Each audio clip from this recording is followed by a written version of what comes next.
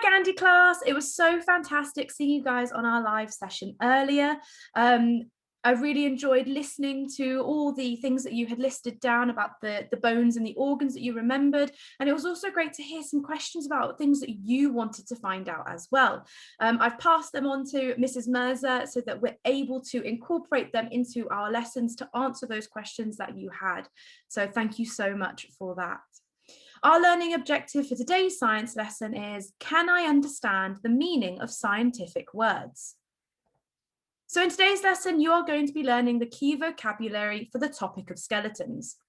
As I go through the words, we are going to do my turn, your turn.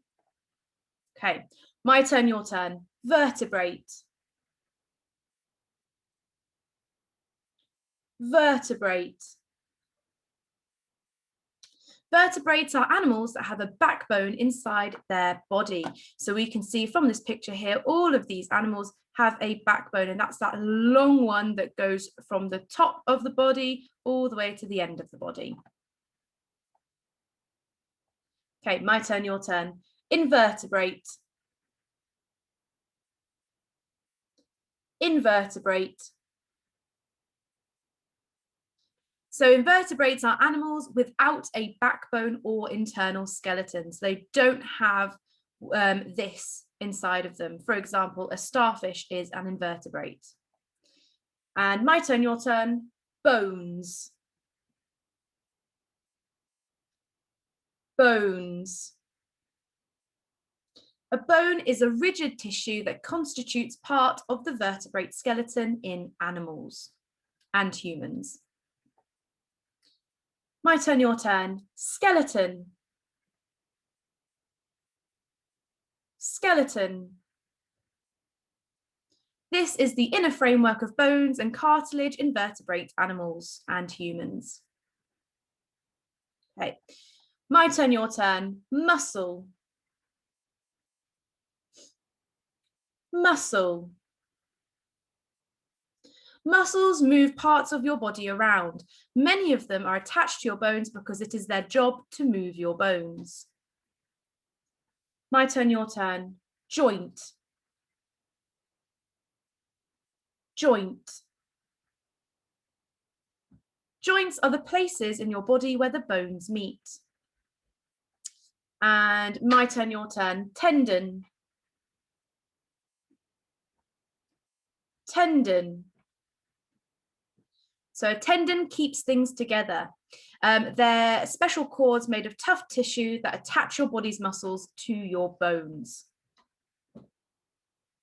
My turn, your turn. Socket joints. Socket joints. These are a type of joint. They allow the greatest freedom of movement. The hips and shoulders have this type of joint in which the round end of a long bone fits into the hollow of another bone, as you can see here. My turn, your turn. Hinge joints. Hinge joints.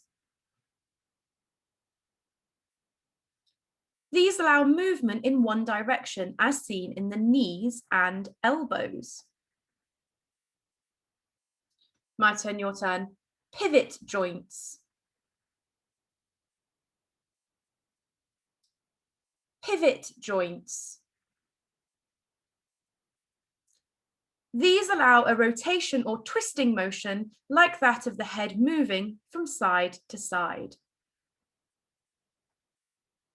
Okay, my turn, your turn. Skull. Skull. This is the bone framework enclosing the brain, the skeleton of the head. So the skull protects your brain. My turn, your turn. Ribs. Ribs. This is a curved bone in a person's chest, and it protects our lungs and heart. My turn, your turn. Pelvis. Pelvis. This is the bones between the abdomen and the thighs. My turn, your turn. Clavicle. Clavicle. It's the bone that connects the arm to the body. And my turn, your turn. Scapula. Scapula. The scapula or shoulder blade is a large triangular shaped bone that's in the upper back. My turn, your turn. Fibula. Fibula. Tibia. Tibia. These are the two long bones in the lower leg. The fibula is smaller than the tibia and runs beside it. Okay, my turn, your turn. Radius. Radius. And ulna. Ulna. These are the bones of the forearm found between the elbow and the wrist. The radius is the bone on the thumb side and the ulna is the bone on the little finger side, as you can see in this picture here. So there's the radius and there's the ulna. My turn, your turn. Spine. Spine. This is your backbone. It's a column of bones on the back that connect. It runs from the top part of the body to the lower part of the back. My turn, your turn. Biceps. Biceps. This is a large muscle found in the front of the upper arm. My turn, your turn. Triceps. Triceps.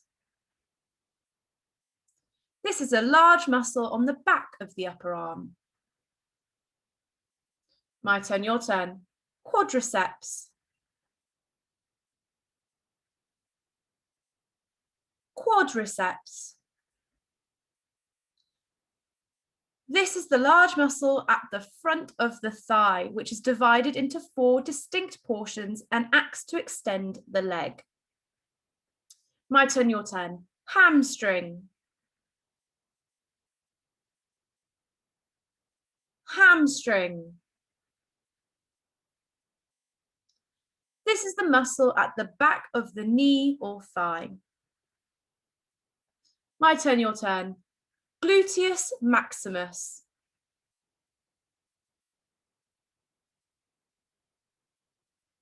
Gluteus maximus. This is the largest of the gluteus muscles and it's located in the bottom. Okay, your task. So you need to pick one of these tasks to complete and please make sure you're choosing the one that's most appropriate for you. So activity number 1, you need to write the word and draw a picture to represent the following words below: skeleton, muscles, bones, vertebrate, and invertebrate. So you write the word and draw a picture to represent it. Activity number 2, you need to match the word to its definition below. So you've got the words skeleton, bones, muscle, joint, invertebrate, vertebrate, and tendon. And then you've got the descriptions next to it. Now, what I want you to do is write out that key word and then next to it, find the words here, find the description that matches it and write it next to it. So you've got animals that have a backbone inside their body, move parts of your body around. Many of them are attached to your bones because it is their job to move your bones. The inner framework of bones and cartilage in vertebrate animals, animals without a backbone or internal skeleton, rigid tissue that consists of parts of the vertebrate skeleton in animals, are the places in your body where bones meet, and these special cords made of tough tissue attach your body's muscles to your bones. So write out the keyword, find the description that matches, and write it next to it. And activity number 3, you need to write your own sentences using the vocabulary below. So you've got skeleton, bones, muscle, joints, vertebrate, invertebrate, tendon, skull, ribs, pelvis, hamstring, biceps, and triceps. So you need to write that keyword and then write your own sentence to describe what it is. Please make sure you upload your work to Tapestry Gandhi class, and I will see you next time. Bye.